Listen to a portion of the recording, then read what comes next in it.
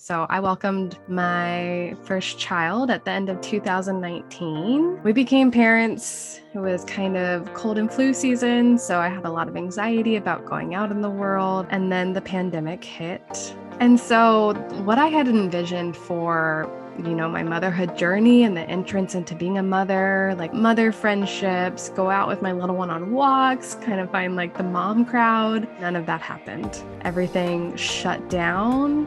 So it became just the three of us very quickly. They had some really great moments because my husband was able to stay home for a week in the beginning and we got to have more connection time that we wouldn't have had. But then how everything progressed after that was just one challenge after another.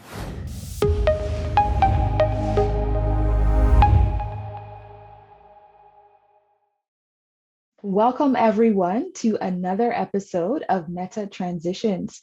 I am your host, Trisha K. Williams, and we're here with Rachel Elder. Rachel is living currently in Seattle, and Rachel is a relationship coach and a couples therapist. Welcome, Rachel, to our conversation today. Yeah, thank you so much for having me. Yes, definitely. All right. So I am looking forward to talking with you today because I also am a relationship therapist. So it's going to be an interesting conversation for sure. All Yes. right. So we'll start off with, maybe asking you, what is your story? Yeah. So I'm going to talk a little bit about my own relationship and kind of journeying into motherhood while being a business owner and trying to maintain my marriage. So I welcomed my first child at the end of 2019. She came 2 days after Christmas. My husband was rooting for a Christmas baby, and I was saying, no, I want to enjoy Christmas dinner. So we became parents. It was kind of cold and flu season. So I had a lot of anxiety about going out in the world and just like how to keep a newborn healthy and safe. And then the pandemic hit 3 months, 2 months. I guess it was like 2 months later. I can't imagine. Yeah.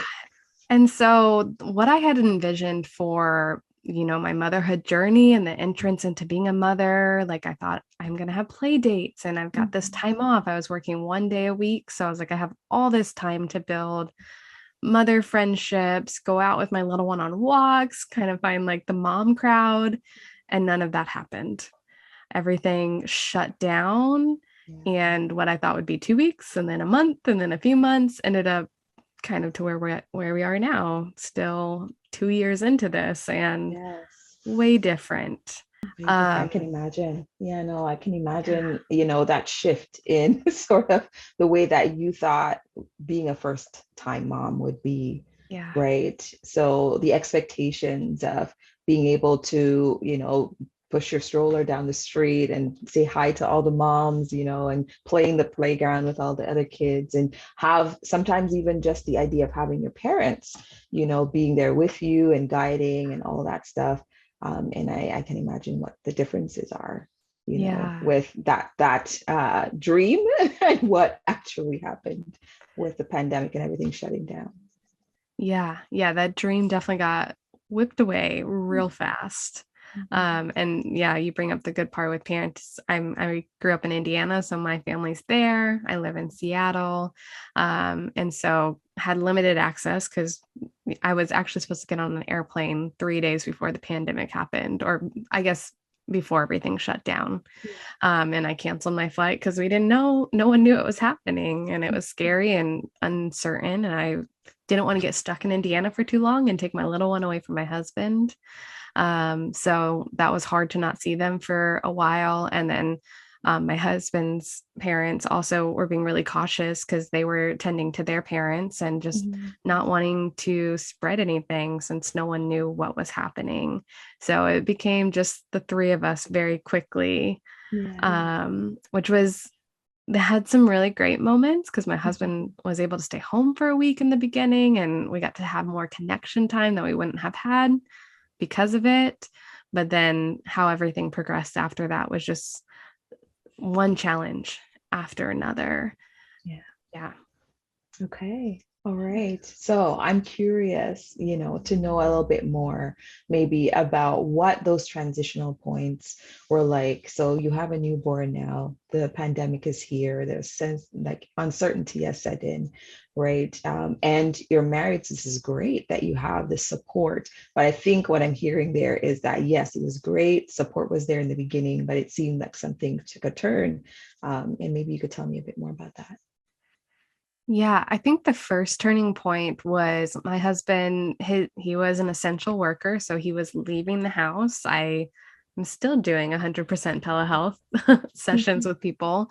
So I wasn't leaving the house. So I wasn't connecting with people. And I started to get really envious of his ability to go out every day and come home, and he got to interact with people. And I felt so lonely and was struggling because I had that social need, that desire to connect with others, and it wasn't being met. So he would come home exhausted and tired. And I would be like, you are my one person I get to connect with today. So I would, want to talk, want to communicate, want to spend hours just talking with another adult and not just singing lullabies or reading little kid books. And he was just tired. He was working a lot. We were new parents. We were not sleeping the greatest. And I started to get really angry about how he got to go out and I had to stay, and really struggled with that balance of communicating what I needed and also creating space for what he needed, and really got wrapped up in the I'm doing it all. I am working from home. I'm taking care of the baby all the time. I'm cooking, I'm cleaning. And you come home and you say you're tired, but so am I. And Yeah. we got into that battle of whose needs are more of a top priority and who's more tired, who's working harder, who's doing more around the house. And we started to have a lot of conflicts and disconnection because of it.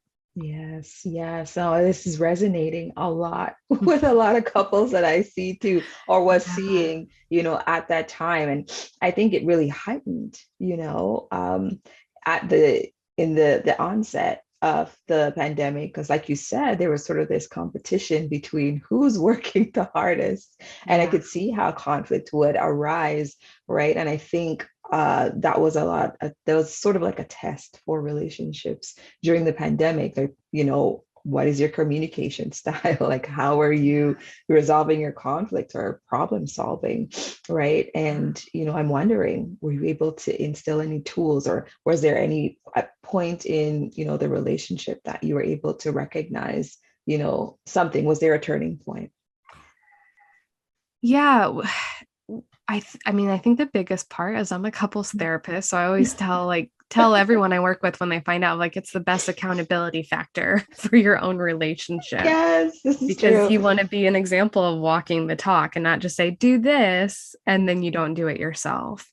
And so I think that helped kind of keep me in check the whole time, and recognizing that, like, I just had needs that weren't being met and it wasn't his fault.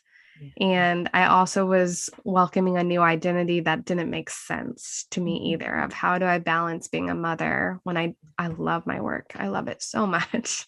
It's my passion, and having that balance of creating space for her, for myself, for my husband, and for my business. Yeah. And so he was able to break, it was really him that broke, or kind of broke me down in a positive way, to recognize, like, I need you to tell me what you need. I Yeah. I understand you're struggling and I can see it, and I don't know what's going on in that head of yours. Can you tell me what you need? And I couldn't answer it. Yeah. And it was that shell shocking moment, because the work I do with couples, I'm always like, and what do you need right now? What's going on in this instance? What do you need? Yeah. And the fact that I couldn't answer it myself, I was like, there's a huge issue here. Mhm. Mhm. And so it definitely took me, I wish I could say it only took me a few weeks to figure it out, but I think it took me about a year to finally understand how to ask for my needs without feeling guilty or even shame that I had Mhm. them.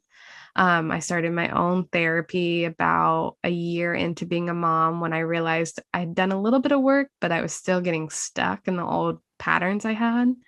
And that really helped me more of like stepping into my needs and focusing on stepping into more of that empowered place of it's okay for me to feel the way I feel and to have needs.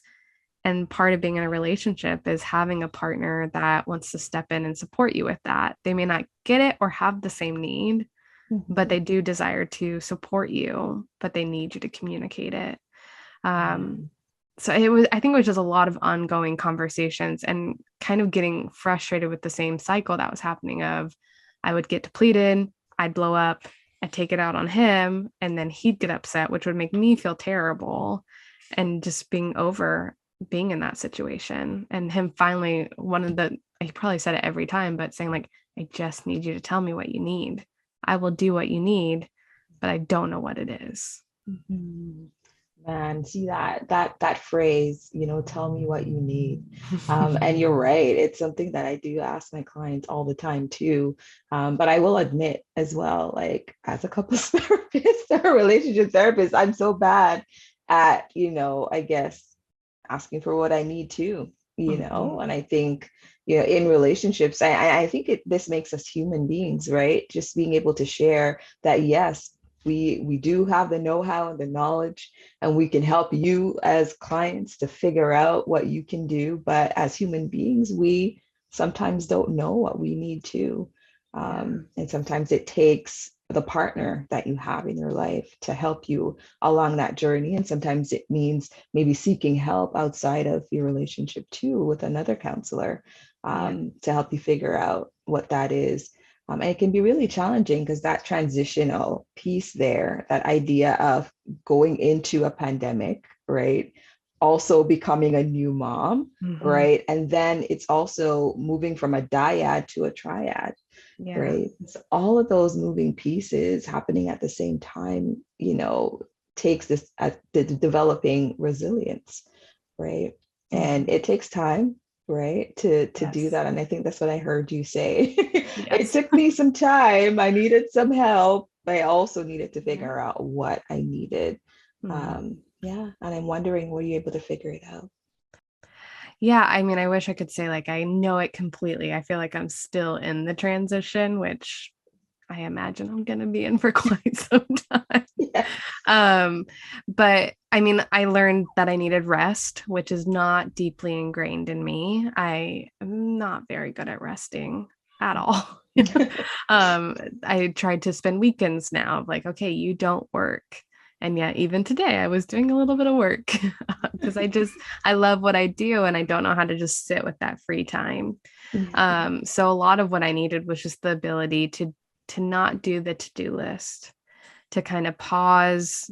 If you can see my desk right now, the post-it notes and all the little like do this and do this and do this, and actually just say like, what do you actually want to do? So like I was reflecting, I was like, oh, this time last year I started like going on bike rides a little bit more, and just thinking about how my needs have shifted over the year. And that was what was bringing me joy of like getting out of the house, having my own time. I would go and rent they've got like Uber bikes in the area, go rent one of the Uber bikes and just bike along the water or bike through a neighborhood, listening to a podcast and just getting out of the house because I was not leaving the house, and being able to then return back home and feel a little bit refreshed, feel like I'd had fresh air, and be able to show up for my family better. And I think the other piece is social. Like the hardest part with the pandemic has been like that balancing of who can we connect with? What are the risks we're willing to take? And so I've just been really prioritizing more, even if it's virtual. How do I connect with the people that are my friends and the people I care about outside of just my daughter, my husband, and family, and really spending more time prioritizing that versus letting it become the lower priority of my needs of they're busy, I'm busy, so maybe next week. But really saying, nope, send that text message, call that person. If they answer, great. If not, you're stepping into trying to support your need. Yeah. So I'm thinking what I'm hearing there is becoming an active agent in your story. And something I encourage clients to do too, sort of this idea of saying, okay, this is the situation. What can I do in this moment that's going to Yeah. make a difference? And it sounds like you're saying that reflection really helped you to get to the place of what is a priority right now. And right now, it's important for me to be a priority, for me to think Yeah. about what's important to me. And it sounds like you were able to identify self-care pieces in your life. Mhm. That was important. That idea of being able to get outside and connect with nature and ride that bike.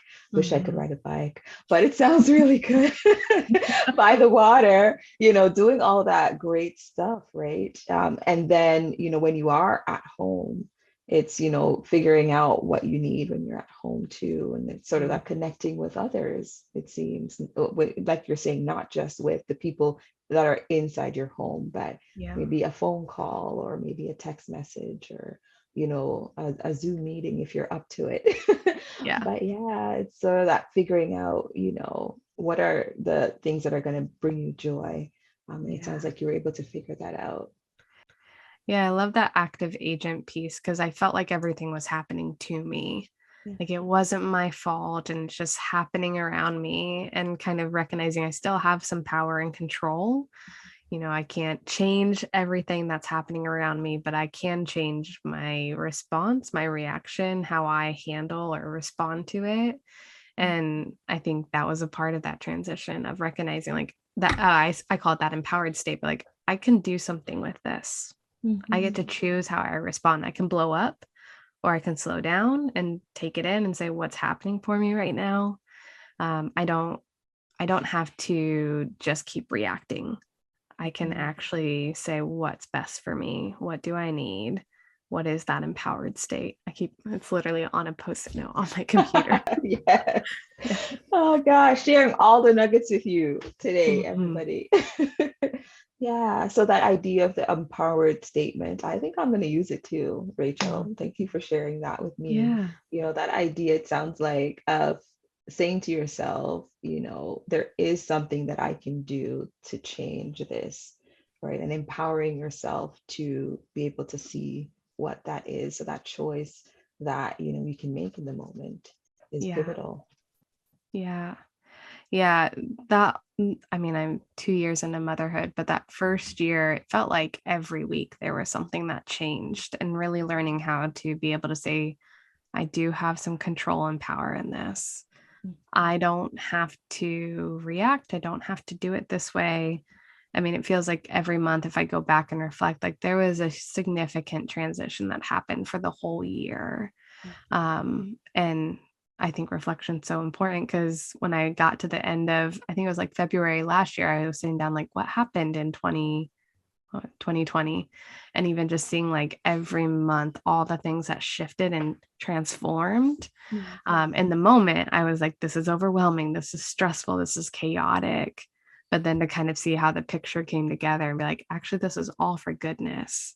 Yeah. It feels like my kind of theme this year is to step into more of like, how can I lean into the unraveling or the chaos that's happening around me Yeah. and actually believe it's happening for goodness versus reacting and freaking out and trying to control it, but actually letting go of some of that control and saying, okay, this might be overwhelming and stressful. And in a year from now, it might make more sense, or I'll Yeah. see the beauty of it. But being in it sometimes is so hard to see. This is true. It's so true. Sort of that idea of that self-kindness, that the way that you're speaking to yourself, and even that empowerment, it's like you're saying to yourself, what? I can be grateful in this moment, Mhm. or, I can think negatively in this moment. And the Yeah. choice is to be like, you know what? I'm a person who can, overcome adversity and thinking positively within the situation can help you to get to the Mhm. other side. It Yes. can be really tough, right? In the moment to think positively. But I think it takes Yeah. practice, right? That Mhm. sense of being mindful and practicing mindfulness and self-kindness and also remembering that we're human beings. Yeah. Right? Yeah. Yeah. I think, that is one of the, I I teach this to couples, I imagine you do as well, but that when you express that appreciation, the gratitude towards each other, it's easier to have more positive connective moments versus when you're just focusing on everything that's not working or going poorly. Yes. It's a lot harder to do. But I think you bring up a good point of it. We have to start with ourselves. It's a little bit easier to start with well, is it easier? I don't know. Sometimes it's easier. It can be hard either way. But if we can start with appreciating ourselves, it then can translate to appreciating others more. And that compound effect, it spreads more. And you start to believe, like, even though life has stressors, it's all for good. And you have more of that positive outlook or positive belief of how it's going to transition you or transform you. But if you have that negative mindset going on, you are in the throes of it, and it's hard to see the story that's being developed. Yeah, definitely. Definitely. I can already think of resources that I'm just like, do you know this resource or do you know that resource? Mm-hmm. I'll probably tell you after. Yeah. But, I really, really love our conversation so far, and sort of just talking about relationships and how something could just be introduced into your life and shift things so drastically. But then also recognizing that, we have the power to regain stability. We have the power to develop resilience. Yeah. And, I guess what I could ask you now is, like, you're a couples therapist. What would you say to people listening to this right now, who are in relationships and they're in the terrible times right Mm-hmm. now? What could help them to shift back, into that place where they can be good again? Yeah. Mm. Oh, I have a lot of thoughts. I think something I and my husband sometimes pushes against me, but that mindset of all of our trials, like we need to go through them.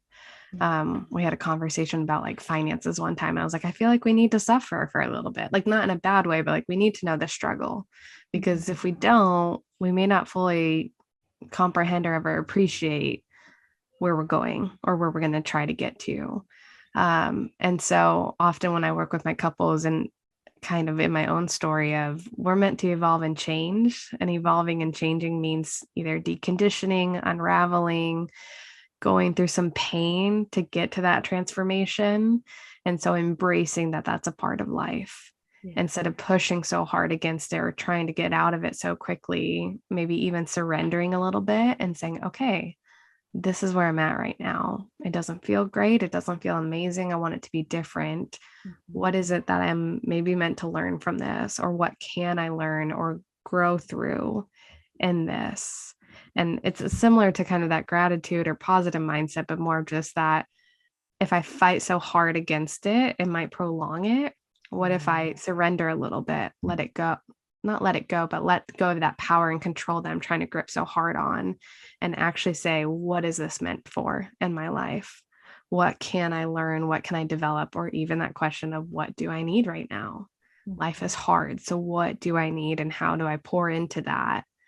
Because my experience is when we pour into our needs, it makes it a little easier to navigate the struggle or the challenge in front of you versus trying so hard to get rid of that and minimize it. Yeah. So first, that sense of awareness and acknowledging, and I love the word surrender, right? It's such a spiritual word to me, Mm-hmm. and connecting with that idea of recognizing that there's nothing I can do about this right now, Mm-hmm. right? And just Yeah. sort of that idea of saying, you know what? I'm just acknowledging this. Mm-hmm. This is just something that I'm aware of.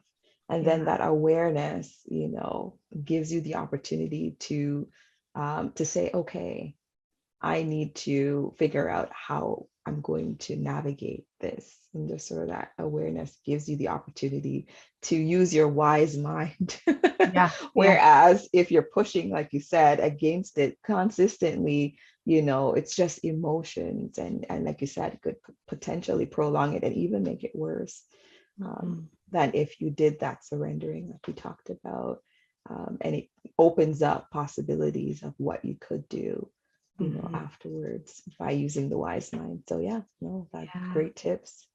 Yes. Wise mind is such a valuable skill. I love that word. Yes. Yes. Yeah. Oh man, like I feel like we've mentioned so many different methods so far, like DBT. I feel Mhm. like I'm sure we were both talking about the Gottman method at some Oh, yeah. point. I'm a Gottman therapist. So, yep. See, I knew it. So the resource I was thinking about earlier is the book And Baby Makes Three. And I Yes. don't know if you know it. I read it 6 months too late. Okay. Yeah. Oh, it's so incredible, though. It's never too late though. And Yeah. hopefully you got some good nuggets out of it. Yeah. I guess when I say I wish I would have read it right before I had my little one, because it would have, like, as I read it, I think I read it about 6 months into my postpartum, and I was like, oh my gosh, everything makes so much sense. What's happening? It's meant to happen and it's normal. But I didn't have that tribe that I was hoping to build to be like, hey, is what I'm going through okay? Like, is this an Yeah. issue? Should I be concerned? And the people I was turning to, while they were wonderful supports and friends, they hadn't been on the path I was in. So some of their views on it weren't always the most useful or helpful because they just didn't really understand what it meant to be in it. And so that book was there were so many nuggets. And I think I took notes on almost every page. No, it's such a really detailed, well done, book. Yes. I'm also a Gottman therapist too, so I really love that book specifically for that transition, right? Yeah. And helping young parents to even gain a better understanding of themselves. And it sort of gives you even that opportunity to look into your own childhood and, thinking about all the things maybe you're carrying over and that. So it's pretty good, Yeah. transition type book. So I'm glad to hear that you did get it and got some good nuggets. Yeah. Right. It's a good resource to turn to. Yeah. Yeah. Okay. All right. So Rachel, we've had such a good conversation so far. Anything else you wanted to share before I ask you my final question, which we definitely want people to be able to connect with you. So Yeah. Gosh, when I think about I'm 2 years. My little one turned 2 at the end of December. And it's, I think, just normalizing and validating how much change happens even in 2 years.